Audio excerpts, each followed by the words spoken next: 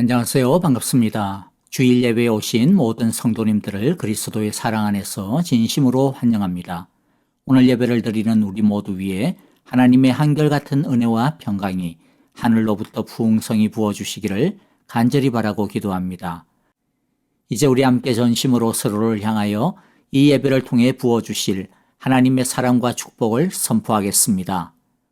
여호와께서 당신들에게 복을 주시고 당신들을 지켜주시며 여호와께서 당신들을 밝은 얼굴로 대하시고 당신들에게 은혜를 베푸시며 여호와께서 당신들을 고이 보시어서 당신들에게 평화를 주시기를 빕니다. 아멘. 이제 우리 마음을 모아 합심으로 기도하며 하나님의 은혜의 보좌 앞으로 나아갑시다. 하나님이 기뻐하시는 합당한 예배가 될 수 있도록 이 시간 진실하게 우리의 허물과 죄를 참여하며 기도합시다. 형제자매들과 교회를 위하여 기도할 때에 빛되신 예수님을 배우고 본받아 세상의 빛으로 믿지 아니하는 이웃에게 복음의 빛을 전하며 예수님의 사랑으로 이웃과 교회를 섬기는 예수님의 신실한 제자가 되게 하소서라고 기도합시다. 그리고 아프신 분들을 위해 기도합니다. 박윤경 정계자 전도사님, 노창덕, 황순금, 이동순, 김내정 원사님, 이두상 신희 목사님의 치유를 위해 기도해 주시기를 바랍니다. 다 함께 기도하겠습니다. 주의 날개 아래 주의 날개 아래 거하는 것 주의 임재 안에 거하는 것 나의 가장 큰 소망 나의 가장 큰 은혜 주와 함께 동행하느니 주의 날개 아래 거하는 것 주의 임재 안에 거하는 것 나의 가장 큰 소망 나의 가장 큰 은혜 주와 함께 동행하느니 나의 가장 큰 소망 나의 가장 큰 은혜 주와 함께 동행하느니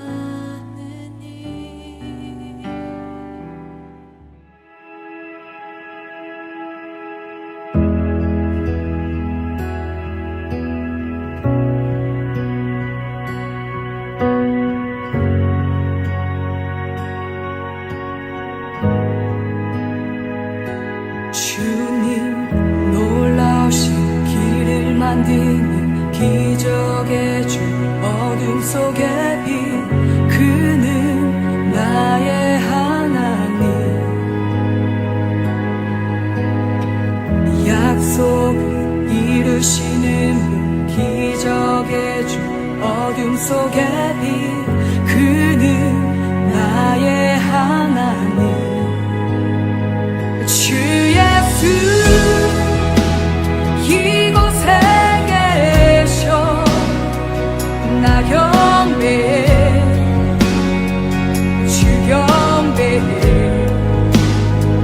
이곳에 운행하시며 일하시네 주 경배해 모든 맘 만드시는 주 나 경배해 주 경배해 우리 맘 치유하시네 나 경배해 주 경배해 주님 놀라우신 길을 만드는 기적의 주 어둠 속의 빛 그는 나의 하나님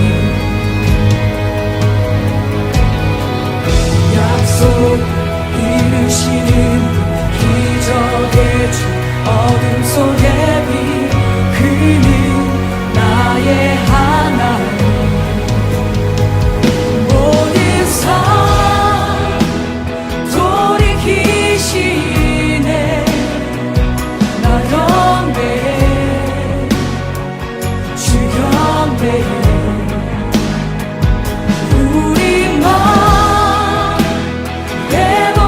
회복하시네 나 영배에 주 영배에 주는 놀라우신 길을 만드는 그 기적의 주 어둠 속의 빛 그는 나의 하나님 약속을 이루시는 분 기적의 주 어둠 속의 빛 그는 나의 하나님 주는 놀라우신 길을 만드는 기적의 주 어둠 속의 빛 그는 나의 하나님 약속을 이루시는 분 기적의 주 어둠 속의 빛 그는 나의 하나님 나의 하나님 나의 하나님 나의 하나님 나의 하나님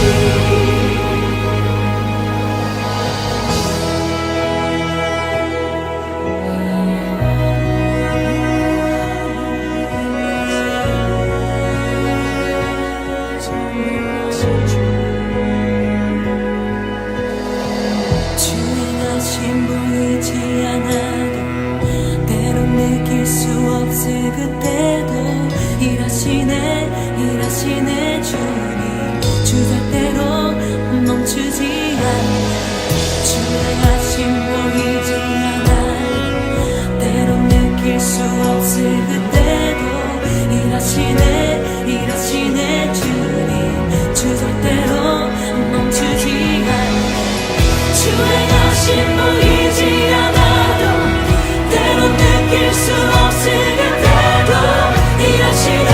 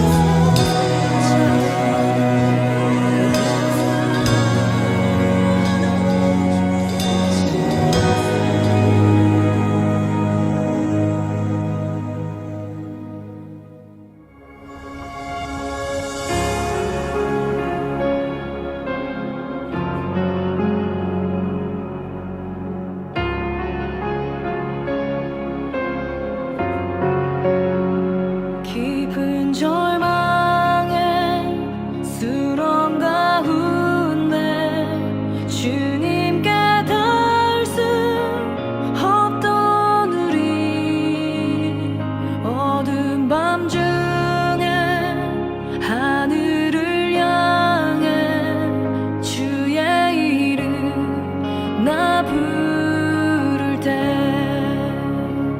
어둠을 뚫고 오신 주 사랑 나의 절망 거두셨네 주님의 공로 다 이루셨네 주 예수 나의 산소망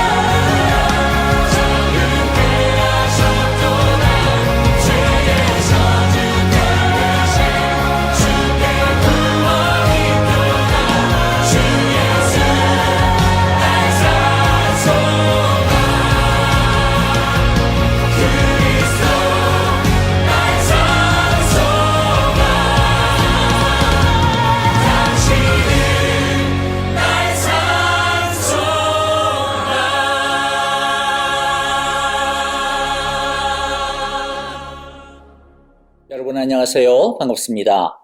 오늘도 주일 예배에 함께 참여하는 우리 모든 성도님들을 하나님의 사랑과 은혜 안에서 진심으로 환영하고 축복합니다. 오늘의 예배 가운데 하나님께서 부어주시는 신령한 축복들이 풍성하시기를 간절히 기도하고 바랍니다. 우리 몇 가지 교회 소식부터 좀 나누어 보겠습니다. 여러분 자세한 것은 주보를 참조해 주시기를 바랍니다.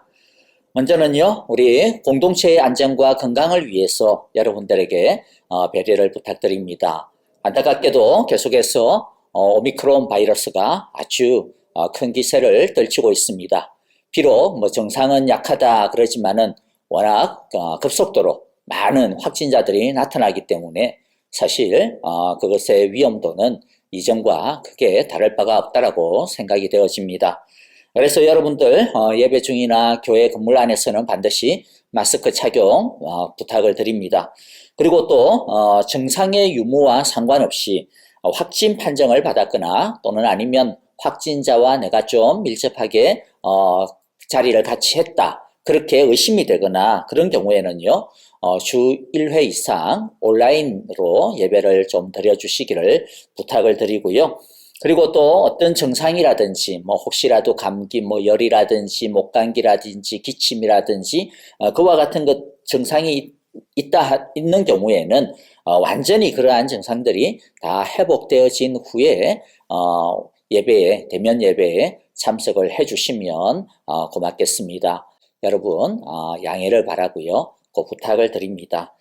그리고 1월달 우리 매월마다 둘째 주일 금요일 날에는 우리 사랑 금요 기도회를 드리는데요. 저희들이 최대한 주일 예배를 안전하게 드리기 위해서 이번 1월달 사랑 금요 예배는 취소가 되어진다라는 것 여러분들께 다시 한번 더 양해를 구합니다. 여러분 착오 없으시기를 바랍니다. 그리고 또 지금 제 뒤의 모습이 다르죠. 그래서 목사님이 왜 교회가 아니고 다른 데서 설교를 하시나 그렇게 생각이 되어질 텐데요. 다른 교회가 아니고 우리 사랑의 교회입니다. 한 주간 사이에 완전히 다른 교회로 탈바꿈하게 되었습니다. 사실 지금도 완전히 끝이 난 세팅은 아니고요. 좀 더 우리들이 더 단장을 하게 되어질 겁니다. 조금 아마 그거는 좀 시간이 걸릴 것 같기는 한데요. 하여간 최대한 우리들이 새로운 또 교회의 모습을 여러분들에게 선보이려고 합니다. 이것을 통하여서 우리들이 또 새로운 마음으로 하나님을 섬기는 2021년이 되기를 바라고요. 우리가 매번마다 정말로 항상 새롭게 그리고 항상 또 하나님 앞에서 간절하게 또 뜨겁게 열정적으로 예배를 드리게 되어지는 그러한 아주 작은 우리의 기회가 되어지고 섬김이 되어지기를 바라는 마음입니다. 여러분 교회를 위하여서 계속해서 많은 기도와 또 사랑을 부탁을 드립니다. 이제 우리 함께 하나님의 말씀을 보도록 하겠습니다. 오늘 말씀은요. 시편 1편 1절부터 6절까지의 말씀입니다. 1절 제가 먼저 읽고요. 한 절씩 교도합니다. 복 있는 사람은 악인의 꾀를 따르지 아니하며 죄인의 길에 서지 아니하며 오만한 자의 자리에 앉지 아니하며 오로지 여호와의 율법을 즐거워하며 밤낮으로 율법을 묵상하는 사람이다. 그는 시냇가에 심은 나무가 철 따라 열매를 맺으며 그 잎이 시들지 아니함 같으니 하는 일마다 잘 될 것이다. 그러나 악인은 그렇지 않으니 한낮 바람에 흩날리는 죽정이와 같다. 그러므로 악인은 심판받을 때에 몸을 가누지 못하며 죄인은 의인의 모임에 참여하지 못한다. 그렇다 의인의 길은 여호와께서 인정하시지만 악인의 길은 망할 것이다. 아멘. 이제 우리 함께 기도하도록 하겠습니다. 하나님 아버지 감사합니다. 오늘도 귀한 당신의 은혜 앞에서 우리를 부르시고 우리로 하여금 예배 드릴 수 있도록 인도하여 주시니 감사합니다. 오늘도 예배 드리는 자마다 하늘에 속한 모든 신령한 은혜와 은총과 복으로 예비하여 주시고 부어주시는 줄 믿습니다. 우리 전심으로 하나님을 예배하는 시간 되게 하시고 정직하고 진실한 예배 드리게 하여 주시며 우리의 생각, 우리의 뜻이 아니라 하나님의 말씀 따라서 우리의 생각과 우리의 계획이 교정받고 수정받고 인도함을 받는 귀한 예배가 되게 하여 주옵소서. 그리하여 하나님의 뜻이 이루어지는 우리의 삶으로 인도함 받게 하여 주옵소서. 하나님 앞에 나오며 귀한 예물, 귀한 물질 주님 앞에 사랑으로 감사함으로 바칩니다. 하나님 아버지 11조, 주정헌금, 성교헌금, 주일헌금 여러 제목으로 주님 앞에 바치고 또한 기도의 마음으로 주님께 드립니다. 하나님 그 모든 기도의 소원들마다 응답하여 주시고 그 계획마다 하나님의 선한 일들이 이루어지게 하여 주시옵소서. 우리가 미처 생각하지 못하였던 어려움들은 피하게 하여 주시고 우리가 미처 생각하지 못하였던 놀라운 축복으로 우리의 걸음걸음마다 하나님의 기름 부음의 역사가 넘치게 하여 주옵소서.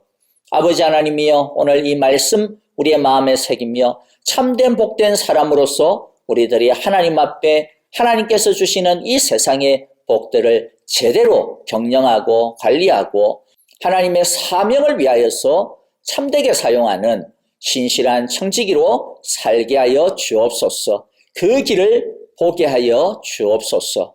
오늘 우리의 모든 예배, 말씀의 이 시간 처음부터 마지막까지 주님께 의탁하옵나니 우리를 붙드시고 우리를 인도하여 주옵소서.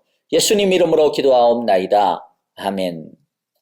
자, 여러분들 새해 첫 주간 과연 잘 보내셨습니까? 하나님의 축복의 시간들이 되셨기를 바랍니다. 지난 주일 우리는 하나님이 말씀하시는 진정한 복이 무엇인지에 대한 몇 가지 중요한 이슈들을 다루었습니다. 자, 여러분들 솔직하게 말해서 많은 사람들이 많은 복을 받기를 원합니다. 그러면 좋겠습니다라고 그런 갈망을 하죠. 그래서 재물이라든지 성공이라든지 자녀가 잘 되는 것이라든지 무병장수하는 이런 것들, 이런 세상적인 복들을 어떻게 하면 더 많이 받을 수 있을까? 이런 것들에 사실 많은 신경들이 쏠려 있는 것이 솔직한 우리들의 모습입니다. 그러나 여러분들 많은 복을 가지는 것보다 우리에게 있어서 더 중요한 것이 있습니다. 그것은 이 세상의 복들을 충분히 올바르게 감당할 수 있는 그런 영적 성숙의 내공을 잘 갖추는 것, 그런 영적 성장을 이루는 것, 성숙한 복의 사람이 되는 것입니다. 오늘 시편 1편을 통하여서 우리는 어떻게 하면 이 세상의 것에 휘둘리지 아니하는 제대로 된 복의 사람이 될 것인가, 복의 사람으로 살 것인가, 이런 것들을 살펴보려고 합니다. 그런데 시편 1편으로 들어가기 전에 꼭 짚고 넘어가야 되는 또 질문이 또 하나가 있더라고요. 이런 질문을 종종 받게 되어집니다. 그런데 목사님, 이거 하기 전에 헷갈리는 게 하나가 있으니까 좀 짚고 넘어가 주세요. 뭐냐면 구약 성경에 보면 하나님이 아브라함이나 다윗이나 또 모세 이런 이스라엘 백성들을 축복하시면서 그 축복의 내용을 보면 땅 주겠다, 자식 많이 주겠다, 민족이 되게 해주겠다, 왕 되게 하겠다, 이런 거 많이 이야기하지 않습니까? 오늘날로 보면 강대해지는 것, 왕이 되는 것, 다 그렇게 이 세상의 성공과 축복에 대한 표현들인데, 구약 성경에서 말하는 축복은 이렇게 세상적인 성공을 말하는 것이 분명해 보이는데, 그럼 도대체 어떤 의미입니까? 그리고 왜 신약 성경에서는 구약에서 말씀하시는 그런 축복이 더 이상 나오지 않는 거죠? 왜 구약 성경과 신약 성경은 다른 거죠? 구약 성경이 잘못된 겁니까? 이런 질문들이죠. 굉장히 진지하고 심도가 깊은 질문입니다. 사실 우리가 구약 성경을 읽으면서 좀 부딪히게 되어지는 것이죠. 그래서 어떤 사람들은 구약 성경의 어떤 특정한 구절을 딱 떼어내가지고 자 봐라, 우리가 제대로 하나님을 믿으면 하나님이 너희가 나를 갖다 제대로 믿으면 내일은 재물도 주고 자식도 많이 주고 건강도 주고 무병장수하게 해줄게, 그렇게 말하지 않았냐? 그러니까 이게 축복 아니냐? 그러니까 우리 이런 축복을 갖다 구해야 된다. 이런 축복을 우리들이 바라야 된다. 하나님은 그것을 주실 거야 라고 그렇게 큰 소리 치는 것을 보게 되어집니다. 그런 구절만 딱 떼어놓고 보면 그렇게 이해할 수 있어요.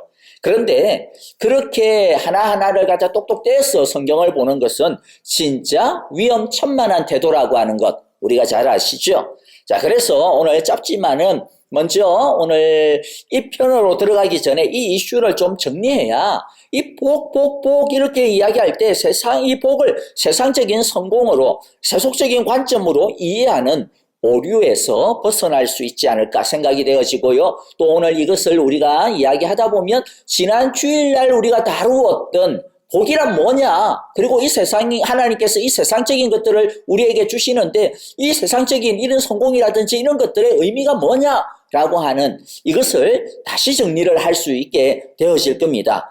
자, 여러분들 시간이 없으니까 그중에서 우리가 이제 두 가지 중요한 대답을 갖다가 이야기하려고 그래요.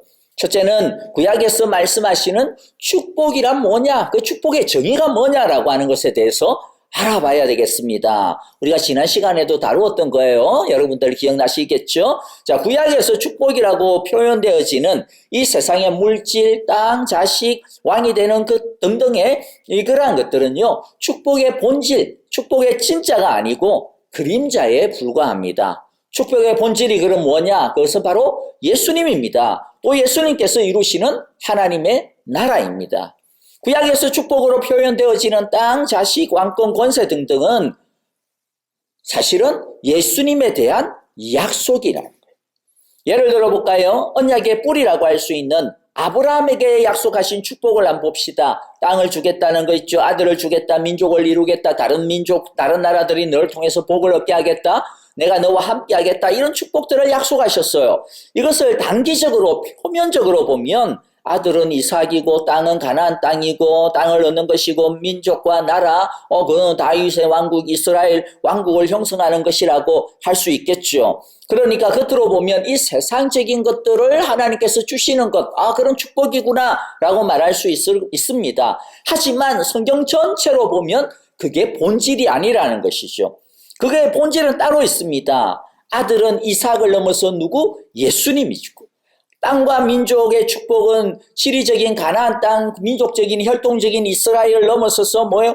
예수님을 믿어 하나님의 백성이 되어지는 모든 주님의 교회들, 모든 주님의 백성들이 바로 진짜 땅이요, 진짜 이스라엘이라는 것이죠. 나라와 왕권은 예수님께서 이루시는 하나님의 나라를 말하는 것입니다. 이게 진짜 본질입니다. 그러니까 하나님 잘 믿으면 땅 주시는구나, 자식 잘 되게 해주시는구나, 권세 주시는구나, 부자 되게 해주시는구나, 이렇게만 보시면 구약 성경도 그렇게만 보면 안 된다라는 것이죠. 진짜가 뭐라고요? 예수님, 그리고 예수님께서 이루시는 하나님의 나라, 그것을 바라보면서 약속하는 것이라는 것이죠. 그러니까 구약에서 약속하는 그런 축복들은 예수님이 오심을 통하여서 어떻게 될까요? 다 성취가 되어지는 것이죠. 다 이루어진 겁니다. 그림자가 아니라 진짜가 되어진 것이고, 약속이 아니라 약속이 성취가 되어진 것이죠. 그렇기 때문에 예수님이 이후 신약 성경에서는 더 이상 하나님의 축복을 구약처럼 땅이나 자식이나 힘과 같은 왕과 같은 이러한 세상적인 것으로 표현을 하지 않아요. 왜 그렇게 표현하지 않을까요? 이루어졌으니까 그런 것이죠. 예수님으로 인해서. 대신 이제는 뭐예요? 진짜에 집중하게 하는 것입니다. 축복의 본질인 구원에 집중하게 되어지고요. 구원의 축복의 주인공이신 하나님과 예수님, 성령님, 그리고 하나님의 나라에 집중을 하게 되는 것이죠. 그래서 하나님의 축복이 무엇이냐면 구원을 얻어서 하나님과 깊은 사랑의 교제에 들어가는 것, 그 삶을 누리는 것, 예수님과 알콩달콩한 사랑의 삶을 정말로 재미있게 누리는 것, 성령의 인도를 받고 동행하는 삶, 그게 뭐다? 축복이라고 이야기하는 것이죠. 자, 여러분들 기억하시기를 바랍니다. 자, 여러분들 우리가 계속해서 지금 뭐에 대해서 이야기하고 있어요? 구약 성경에는 왜 축복이 세상적인 것으로 표현되어지는가라고 하는 것이었죠. 거기서 의미가 뭐냐라고 하는 것입니다. 그래서 언제 두 번째 답을 갖다가 좀 볼게요. 두 번째는요, 하나님께서 축복으로 표현하시는 이 세상적인 것들, 그것의 의미를 좀 봐야 돼요. 땅이나 재물, 자식, 왕권, 무병장수하는 이와 같은 이 세상적인 것들의 의미가 뭐냐라고 하는 것에 대해서 알아봐야 됩니다. 하나님께서 구약 성경에서 땅이며 재물이며 자식이며 왕권이며 이런 세상적인 것들로 축복을 주실 때는 사실 뭐냐면 우리가 어제 살펴본 것과 똑같아요. 그것은 마음껏 누리는 복으로 주신 것이 아니라 일거리로, 사명으로 우리에게 주신 것이라는 것입니다. 그것을 가지고 하나님의 백성답게 주변 사람들을 잘 섬기라고, 주변 나라에게 하나님의 살아계심을 보이라고, 주변 나라에게 너희들이 제사장 나라로서 정말로 하나님이 살아계시구나라고 하는 것을 보여서 사람들에게 하나님을 증거하라고 제사장 나라가 되라고 주신 것이죠. 보통 사람들이 생각하는 그런 축복의 개념과는 전혀 다른 개념이 성경의 축복의 개념입니다. 그것은 구약 성경도 동일합니다. 보통 사람들은 축복을 뭐라고 생각한다고 했어요? 이건 내 거야. 이건 내 거야. 그러니까 내 마음대로 할 거야. 그러니까 뭐 나 언제 즐겨도 돼. 이것은 내가 노력한 것의 결과야. 열매야. 그러나 성경적인 축복은 이것은 하나님의 것이야. 이것은 하나님의 나라를 위하여서 하나님이 나에게 맡긴 것이며 나에게 일로 주신 것. 이건 내 일이야 라는 것이죠. 그래서 구약 성경을 보면요. 구약 성경에도 이 세상의 부귀, 권세 이런 것들은요. 무엇과 굉장히 긴밀하게 연결되어져 있느냐면 하나님의 법과 연결이 되어 있어요. 하나님의 정의, 하나님의 공법 이런 것과 완전하게 밀접되게 연결되어져 있는 것을 보게 되어집니다. 구약 성경을 보면요. 이스라엘 백성들은 하나님이 주신 그런 것들을 가지고 있으면서 거기에 그냥 이제는 노예가 되어버렸어요. 세상적인 것에 노예가 되어버렸어요. 그래가지고 더 많이 얻어야지. 그래서 더 부자가 되고 더 많은 것을 가지고 더 화려하게 살고 더 많은 권력을 가지고 더 많은 땅덩어리를 갖다 막 이렇게 차지하려고 하는 이런 것에 관심이 많았습니다. 이게 하나님의 축복이라고 생각을 했어요. 소위 말해서 오늘날로 이야기하면 성공주의를 하나님의 축복이라고 생각을 했습니다. 그런데 하나님은 그런 성공주의적인 정신을 뭐라고 이야기해요? 그런 자세를 죄라고 정죄를 합니다. 죄라고 심판을 합니다. 정의가 없는 부와 정의가 없는 권세를 하나님은요 저주를 하셨어요. 그래서 이스라엘 백성들에게 하나님께서 주신 그 축복들을 나중에 어떻게 해야 돼요? 그들이 이스라엘 백성들이 그것을 제대로 감당을 못하고 제대로 그것을 가지고 사명을 감당하지 못하고 제대로 그것을 가지고 하나님의 제사장 나라로서 살지 못하니까 그것을 하나님께서 도로 가져가 버리십니다. 하나님이 도로 찾아버리시는 것이죠. 계산하신 것입니다. 자, 정리하면 구약시대에 보이는 이 세상적인 축복들, 물론 하나님께서 그것을 축복이라고 분명히 표현했습니다마는 그러나 이 세상적인 것들은 우리가 흔히 세상적으로 생각하는 그런 축복과는 전혀 다른 개념이라는 것이죠. 그렇기 때문에 이런 세상적인 어떤 생각을 가지고 세속적인 생각을 가지고 주여 내게 복을 주시옵소서라고 그렇게 기도하고 바라는 것은 굉장히 잘못될 수 있고 위험할 수 있다라는 것입니다. 구약시대이든 오늘날 우리든 하나님께서 주시는 이 세상적인 축복과 성공은 하나님의 나라를 위한 일이다. 사명이다. 라고 하는 것입니다. 그래서 구약의 축복이나 신약의 축복이나 사실 다른 게 아닌 것이죠. 다만 구약의 시대는 그 약속이고 그림자이니까 뭔가 조금 희미한 거예요. 신약 시대는 구약 시대에 그 약속이 성취된 것이고 그림자가 아니고 이제 진짜를 가지고 제대로 다루니까 클리어한 거죠. 그래서 뭔가 좀 다르게 보일 뿐입니다. 자, 정리를 하고요. 이제 넘어가겠는데요. 구약 시대나 신약 시대나 진짜 축복은 축복의 본질은 똑같다라고 이야기했어요. 그것은 뭡니까? 이 세상적인 것을 소유하는 게 축복이 아니고 진짜 축복은 뭐다? 예수님을 소유하는 것, 하나님 나라에 속하는 것, 구원을 얻는 것, 하나님의 자녀가 되는 권세를 갖는 것, 하나님과 친밀하고 깊은 사랑의 관계를 갖는 것, 그리고 가질 뿐만 아니라 그것을 막힘없이 누리는 것이 진짜 축복이다. 그게 축복의 본질이다라는 것이었고요. 그리고 또 하나가 뭐였죠? 구약시대나 신약시대나 하나님께서 이 세상적인 복을 갖다가 주실 때, 성공을 주실 때 그것의 의미는 동일하다. 그것은 뭐죠? 내 마음대로 내 것이다.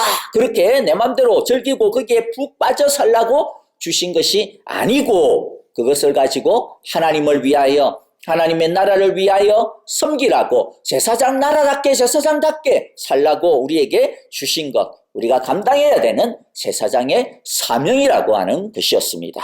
자, 이제 여러분들 어느 정도 정리가 되어지고 사실 이걸 하다 보니까 지난 주일 것까지 정리가 되어진 것 같아요. 자, 이제 우리가 본격적으로 시편 1편을 살펴보겠습니다. 1절에 보면 복 있는 사람은 이렇게 시작을 하고 있습니다. 시인은 첫 마디부터 복 있는 사람은 누구냐? 어떤 사람이냐라고 정의를 하고 있어요. 누가 진짜 복 있는 사람이며 또 복 있는 사람은 어떻게 사는가?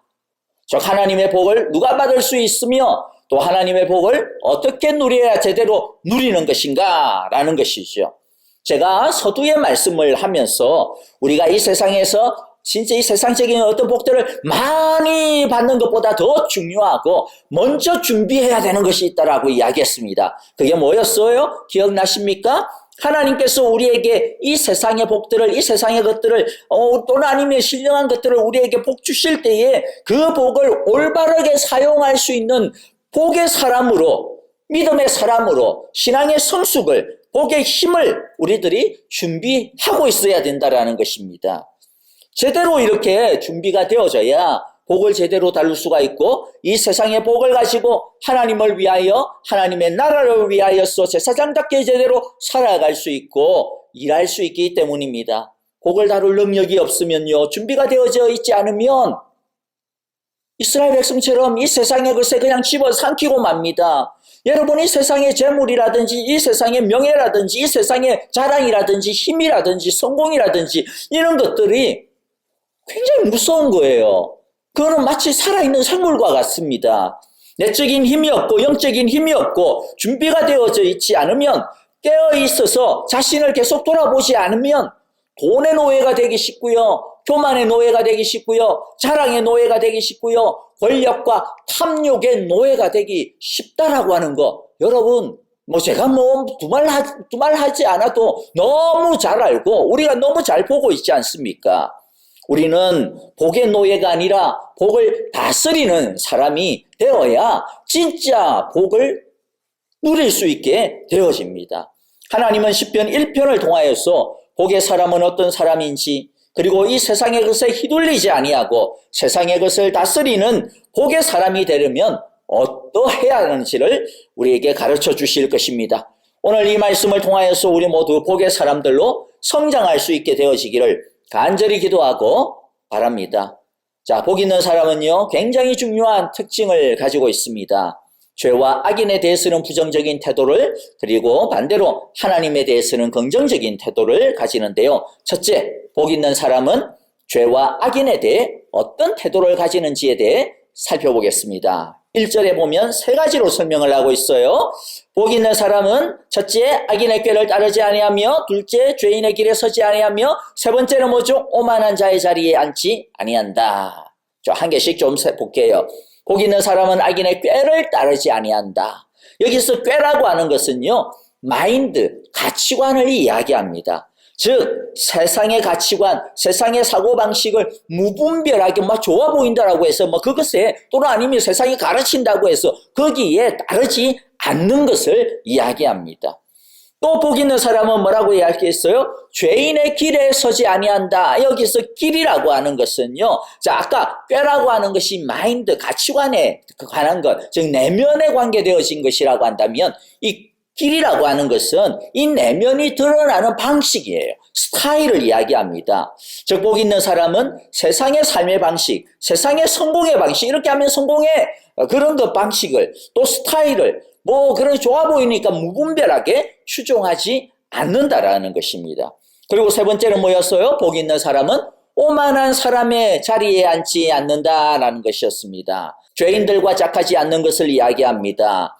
근데 여러분들, 예수님께서도 너희들은 믿지 않는 사람들과 죄인들과 멍에를 같이 메어서는 안 된다. 그렇게 이야기를 했어요. 근데 이것을 우리들이 좀 제대로 이해를 해야 됩니다. 그렇지 않으면요, 잘못 오해를 하면 굉장히 예수 믿는 사람들이 세상 사람들과는 딱 동떨어져 가지고 고립적으로 될 수가 있고요. 또 그와 같은 모습을 보면서 다른 사람들이 볼 때는 예수 믿는 사람들 굉장히 교만하구나, 굉장히 지들만 알구나, 지들끼리만 놀구나 라고 하는 잘못된 이미지를 갖게 할 수가 있기 때문입니다.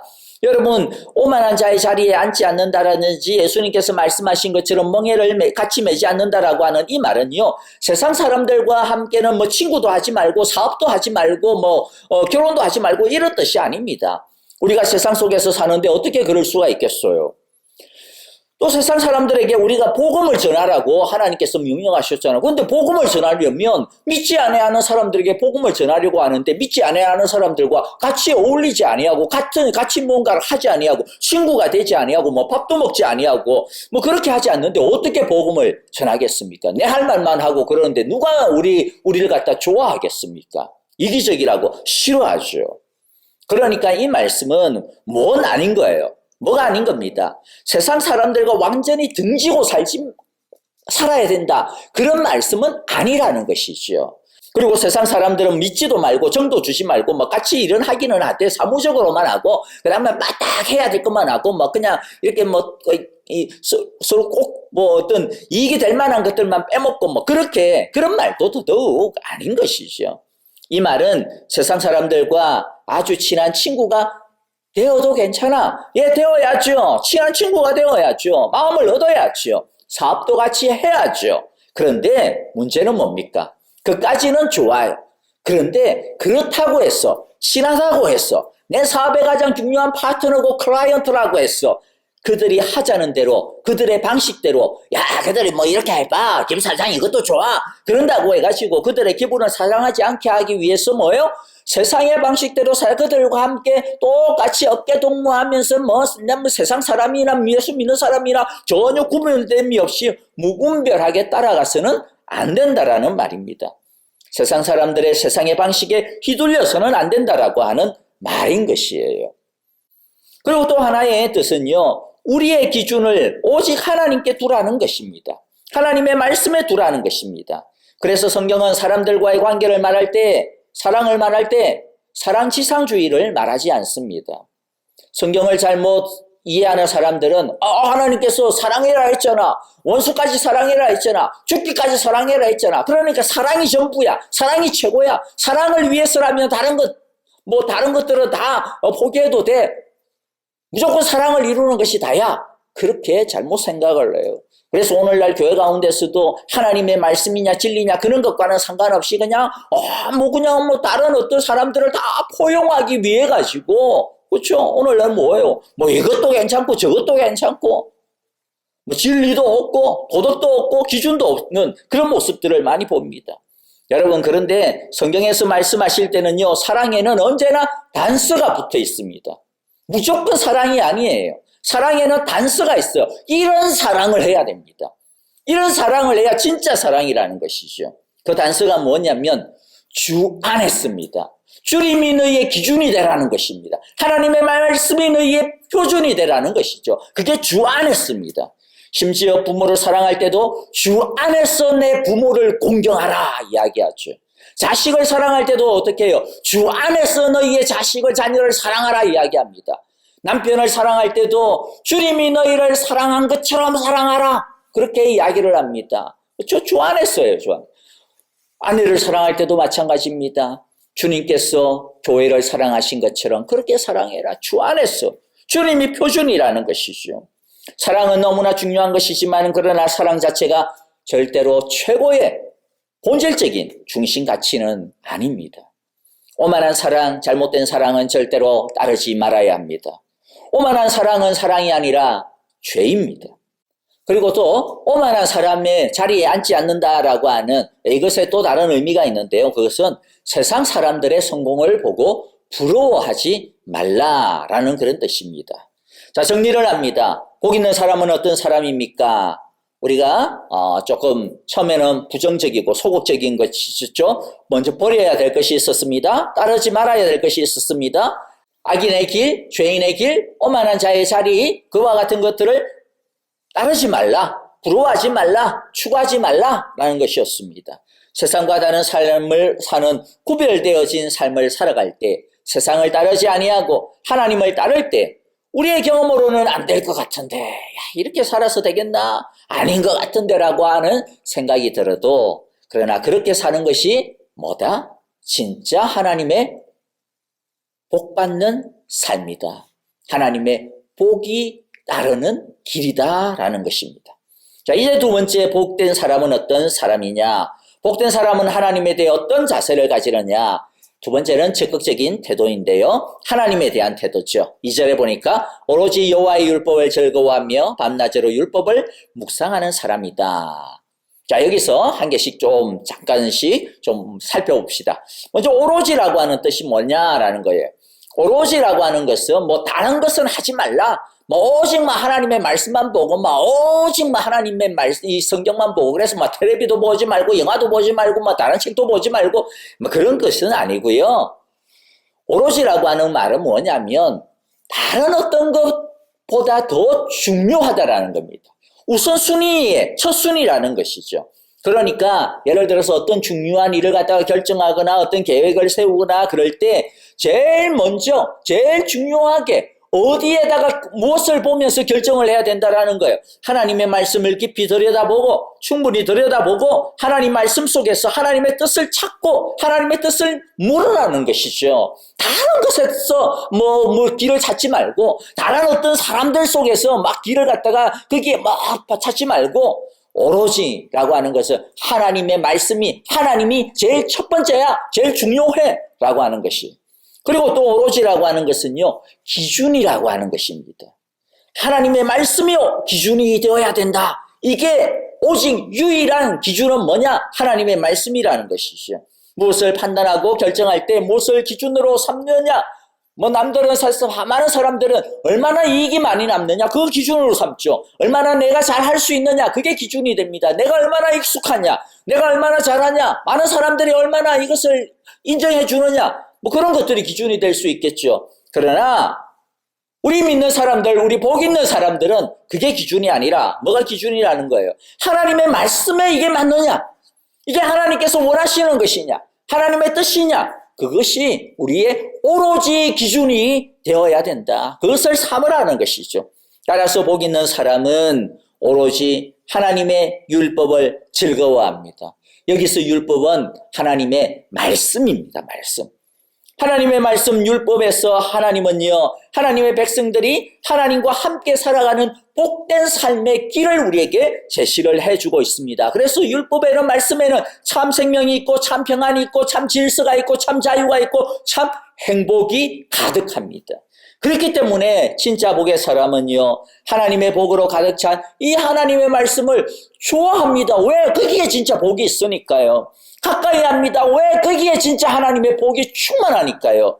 그래서 늘 하나님의 말씀을 묵상하는 것을 좋아합니다. 하나님의 말씀을 묵상한다라는 것은 무엇일까요? 하나님의 말씀을 곱씹고 단순하게 지식적으로 이해하는 것이 아니라 어떤 일을 놓고서 이 하나님의 말씀을 곱씹고 계속 자기에게 적용을 시켜서 그 말씀을 가지고 판단하는 것, 그 말씀대로 내가 따르는 것, 나에게 그것을 적용하는 것이 바로 묵상입니다. 하나님의 말씀을 자신의 인생의 길에 내비게이터로 인도자로 삼는 것입니다. 여러분들 우리 모두가 이렇게 하나님에 대하여 긍정적이고 적극적으로 오로지 여호와의 말씀을 즐거워하며 주야로 이 하나님의 말씀을 묵상하는 우리 모두가 되어지기를 바랍니다. 자, 이제 세 번째 보니까요. 이렇게 복의 사람으로 성장하게 되어지면 하나님은 복의 사람에게 어떤 복을 주시는지 우리에게 보여주고 있습니다. 복의 사람은 어떤 인생을 살게 됩니까? 3절에 보니까 그는 시냇가에 심은 나무가 철 따라 열매를 맺으며 그 잎이 시들지 아니한 같으니 하는 일마다 잘 될 것이다. 한마디로 말하면 풍성한 삶을 살게 되어집니다. 그런데 이 말은 풍성하다고 해가지고 예를 들어 철 따라 열매를 맺고 하는 일마다 잘 된다고 해서 이 말은 조금의 어려움도 없고 자기가 바라는 대로 다 된다라고 하는 그야말로 만사형통 사람들이 말하는 그런 환상의 삶을 약속하는 그런 게 아닙니다. 여러분 절대로 이걸 오해하시면 안 돼요. 오히려 한 개씩 보면요 철 따라 열매를 맺는다라고 하는 이 철 따라라고 하는 것이 뭐예요? 인생에 마치 우리의 사계절 봄, 여름, 가을, 겨울이 있는 것처럼 인생에도 우리에게 봄, 여름, 가을, 겨울이 찾아온다라는 거예요. 그렇게 인생에 변화가 있다라는 것이죠.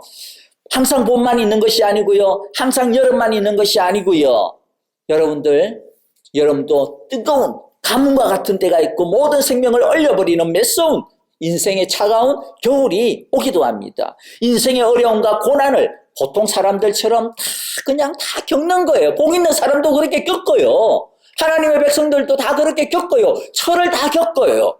하지만 말씀 위에 서 있는 하나님의 사람은 인생의 다양한 계절을 만난다 하더라도, 비록 어려움을 당한다 하더라도 그 속에서 봄에는 봄의 열매를 하나님이 주시고, 여름에는 여름에 맞는 열매를 주시고, 가을에는 가을의 열매를, 겨울에는 겨울의 열매를 주신다라는 것입니다.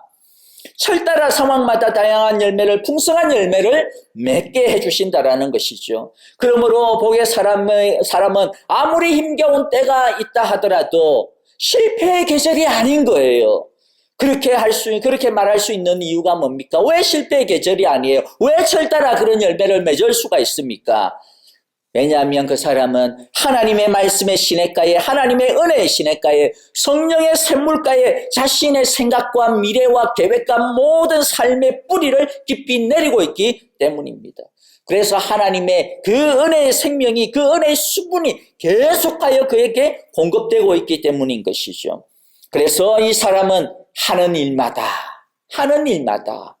잘 되는 인생을 살게 됩니다. 그런데 여러분, 여기서도 하는 일마다, 이건 그러면 처음부터 잘 되나? 근데 여기 전부라고 하는 게 내가 원하는 대로 이런 뜻이 아니에요. 여기서 하는 일마다라고 하는 것은요, 무슨 뜻이냐면 성공도 있고 실패도 있는데 그 모든 상황들 속에서 성공이든 실패든 그 사람이 하는 모든 상황들, 모든 일들은 결국에는 선하다라는 거예요. 선하게 되더라는 거예요. 하나님께서 결국에는 선으로 인도하신다라는 것입니다. 어떻게 보면 참 말이 안 되는 말이죠. 모순처럼 보이고 이 말장난 아니냐 이렇게 느껴질 수 있을 겁니다. 그런데 겉으로 보기에는 실패와 고난이었어. 다 말아먹는 것처럼 보여도, 그러나 하나님의 시냇가에 자신의 생각과 삶의 뿌리를 깊이 내리고 있는 복의 사람들은 긴 과정을 보면 결국 협력하여 선을 이루시는 하나님의 품 안에 있었다라는 것이죠. 그 하나님의 은혜를 통하여 결국 실패도 열매를 맺기 위한 하나의 과정이었고, 고난도 풍성한 열매를 위한 하나의 단계, 아니 실패와 고난 자체가 그냥 하나의 열매, 오히려 선이었다라고 하는 것을 알 수가 있습니다. 그래서 여러분들 결국에는 하나님의 선을, 풍성함을 이루고야 마는 것입니다. 성공의 때에는 성공의 열매가, 실패의 때에는 그 실패를 통한 은혜의 열매가 있기 때문에 성공을 하건 실패를 하건 그 사람의 모든 하는 일들은 결국 하나님께서 이루시는 선 안에 있다. 축복을 이루어가는 그러한 때에 있다라고 하는 것입니다. 기억합시다. 여러분들, 우리의 2021년 또 앞으로 우리 인생 계절이 우리 인생의 계절에 봄, 여름, 가을이 수없이 반복이 되어지고 순환이 되어지고요. 하는 일들이 성공의 때도 있고 실패의 때도 있고 그런 때가 다 있을 겁니다. 그러나 하나님의 복의 사람은 어떻다고요? 철마다 열매를 맺습니다. 하는 모든 일들이 다 잘 될 것입니다. 하나님의 선을 이루게 되어질 것입니다. 자, 반면에 그러면 악한 사람은 어떻게 됩니까? 4절에 보니까 악인은 그렇지 않으니 한낮 바람에 흩날리는 쭉정이와 같다. 악인은 쭉정이와 같다라고 이야기해요. 여러분들, 쭉정이 곡식이 한참 자랄 때는요, 이게 알곡인지 쭉정인지 구분 못합니다. 실제로 구분 안 돼요. 나중에 걷어놓고 보면 알게 되어져요. 근데 한참 막 파릇파릇하게 자랄 때는요, 잘 모릅니다. 성공인 듯 보이고 열매인 듯 보여요. 이게 마치 뭐와 같다? 악한 자들의 성공과 같아. 무슨 말이에요? 이 세상의 악한 자들의 성공은 겉으로 보기에는 뭐예요? 다 멋진 것처럼 보인다라는 거예요. 그래서 사실 많은 신실한 사람들이 악한 자들의 형통함과 성공을 보면서 시험을 당하고 마음의 아픔을 겪습니다. 어떻게 저렇게 악한 사람이 떵떵거릴 수가 있지? 어떻게 저렇게 선한 사람은 저렇게 살고 있는데 어떻게 저 악한 사람은 저렇게 하나님께서 축복하시는 거야? 라고 하는 그런 막 마음에 쓰라림이 있어요. 하나님이 계시다면, 하나님의 정의가 있다면 어떻게 이런 일이 있는 거야?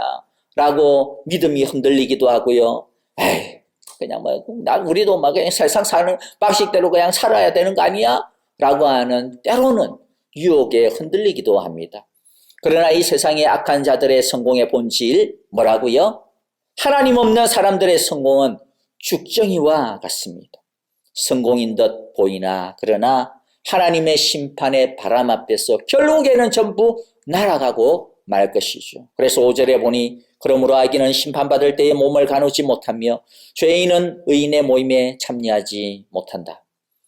악한 자들의 죽정이를 그러므로 부러워하지 말아야겠습니다. 이 세상의 악한 자들의 죽정이 같은 성공을 시샘하지 말아야겠습니다. 왜냐하면 그것은 성공이 아니라 심판의 불쏘시개이기 때문입니다. 그래서 하나님 없이 성공하는 것은요, 엄청 위험한 것입니다. 왜냐하면 그것은 자신도 모르는 사이에 하나님의 심판날에 불타게 되어질 엄청난 그냥 막 장작을 갖다가 모아 제끼는 것과 똑같은 거예요. 그 장작에 자기 자신이 함께 불탈 것입니다. 그러므로 혹여라도 우리 사랑하는 우리 성도님들 중에서 하나님의 뜻과는 상관없는데 하나님과 뜻과는 상관없이 내가 성공하고 있다라고 하는 그런 느낌, 그러한 자기 자신을 돌아볼 때 그런 자신의 모습입니까? 자신의 삶입니까? 그렇게 생각하시는 분이 계십니까? 그렇다고 한다면 하나님께서 바람에 날려버리시기 전에, 나중에 다 불에 타 없어져 버리기 전에 하나님께로 돌아오시기를 바랍니다. 제대로 된 복된 사람이 되시기를 바랍니다. 그리하여 제대로 된 하나님의 축복을 얻게 되시기를 진심으로 간절히 바라고 또 기도합니다. 마지막으로 6절에서 결론을 내려주고 있습니다. 참된 복은 하나님의 인정을 받는 것에 달려 있습니다. 6절, 그렇다. 의인의 길은 여호와께서 인정하시지만 악인의 길은 망할 것이다. 축복과 심판은 이 세상의 것을 많이 가지고 있느냐, 적게 가지고 있느냐, 그런 게 아닙니다. 이 세상에서 성공을 거두었느냐, 사람들이 나를 부러워하느냐, 나를 인정해 주느냐, 거기에 달려있는 것이 아닙니다. 진짜 축복은 하나님이 인정해 주셔야 되는 것이죠. 우리는 그런데 자꾸만 복을 이 세상의 것을 가지고 판단하려고 합니다. 그러나 아무리 많은 것을 가지고 있어도 하나님이 없으면 그것은 복이 될 수 없습니다. 하나님이 인정하지 않으면 그것은 전부 하나님의 심판 앞에서 잿더미로 하나님께서 한번 훅 불면 전부 다 날아가 버릴 그러한 죽정이라는 것을 우리가 기억하시기를 바랍니다.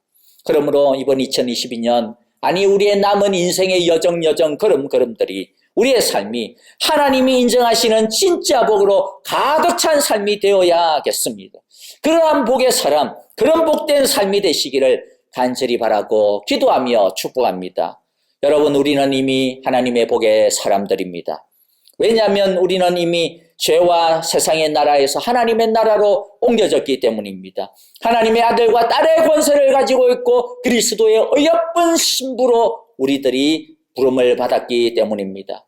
그러므로 진짜 복의 사람으로 더욱 성장해야겠습니다. 진짜 복의 사람답게 살아야 되겠습니다. 악인의 길을 따르지 아니하고 죄인의 길에 서지 아니하며 오만한 사람들과 함께 자리에 앉지 맙시다. 오직 여호와의 율법을 즐거워하며 밤낮으로 여호와의 율법을 묵상하며 우리의 생각과 계획, 우리의 삶을 언제나 하나님에게, 하나님의 말씀의 그 시냇가에 뿌리를 내립시다. 그러면 하나님께서 철을 따라 인생의 계절이 바뀔 때마다 변함없이 모든 계절들마다 거기에 맞는 열매를 맺게 해 주실 것입니다. 믿음으로 사는데도 불구하고 혹이라도 뭔가 잘 안 풀린다 하더라도, 고난이 있다 하더라도 빡복한 인생이라고 낙심하지 마시기를 바랍니다. 하나님의 자녀인 우리에게 하나님께서 철에 맞는 은혜와 복을 주십니다. 형통할 때만 복된 계절이 아닙니다. 여러분, 지금 우리 주위에 있는 이 눈과 얼음으로 꽉 덮여 있는 이 땅들을 보십시오. 겉으로 보기에는 푸른 생명이 하나도 없는 것처럼 보이지 않습니까? 생명은 다 덮여 있는 것 같지 않습니까? 하지만 우리는 너무 잘 알고 있지 않습니까? 뭐 잘 알고 있어요? 저 눈과 저 얼음 밑에도 여전히 하나님의 겨울의 생명이 숨쉬고 있다. 여전히 생명들이 자라고 있다. 여전히 이 겨울은 봄을 위한 축복의 시간이라고 하는 것을 우리는 잘 알고 있지 않습니까? 여러분, 우리의 인생도 우리의 삶도 마찬가지라고 하는 것을 기억합시다.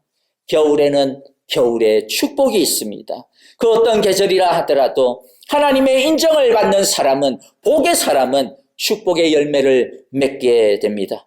하나님 모든 일마다 그게 성공의 일이든 실패의 일이든 하나님은 우리를 복의 사람을 잘 되게 해 주실 것입니다. 하나님의 선을 이루어 주실 것입니다. 주 안에 있으면 모든 것이 협력하여 하나님의 선을 이룹니다. 아무쪼록 하나님 안에서 우리가 바라고 생각했던 것보다도 훨씬 더 완전하고 큰 하나님의 복을 받고 누리시는 2022년 그리고 복의 사람이 되시기를 간절히 바라고 기도하며 축복합니다. 아멘. 함께 기도하겠습니다. 하나님 아버지, 오늘 말씀을 통하여 이미 복으로 복된 인생으로 부름받은 우리에게 너희가 어떻게 해야 제대로 복된 사람으로 진짜 사는지, 어떻게 해야 진짜 복된 인생을 제대로 누리는지 가르쳐 주셔서 감사합니다. 하나님 아버지, 죄인과 악인과 오만한 자의 자리에 길을 따르지 아니하고 오직 우리의 인생과 계획과 모든 감정, 우리의 생각, 모든 삶의 뿌리를 하나님의 말씀에, 하나님의 은혜의 시냇가에, 성령의 그 생명의 시냇가에 뿌리를 내리게 하여 주시옵소서. 그리하여 철따라 하나님의 열매를 맺게 하시며 하는 모든 일마다 성공이든 실패이든 협력하여 선을 이루시는 그 하나님의 축복 아래 살게 하여 주시옵소서. 이 세상의 것으로 나는 인정받았다 생각하지 않게 하시고 하나님의 인정을 받는 복이 진정한 복의 사람으로 우리 모두가 다시 한 번 더 거듭나는 2021년 우리의 인생들 걸음걸음들이 다 되게 하여 주옵소서. 참된 복의 축복을 누리게 하옵소서. 부어 주시옵소서. 이제는 우리 주 예수 그리스도의 크신 은혜와 하나님 아버지의 귀하신 사랑하심과 성령의 인도하시며 우리와 늘 동행하여 주시고 날마다 하나님의 풍성한 생명의 시냇가로 철을 따라 열매를 맺는 그 은혜의 선한 길로 인도하시는 그 하나님의 축복을 따라 살아가기로 오늘도 다시 한 번 더 주여 나를 참된 복의 사람 되게 하옵소서라고 기도하며 엎드리며 주 앞에 다시 다짐하고 헌신하는 함께 모여 예배한 우리 사랑의 교회 온 성도들과 하나님이 우리에게 주신 귀한 가정과 자녀들, 하나님이 우리를 통하여 영광 받기를 원하시는 우리에게 허락하신 귀한 일터와 모든 믿음의 걸음걸음들 위해 이 2021년 위에 이제로부터 영원토록 함께 계시기를 축원하옵나이다. 아멘.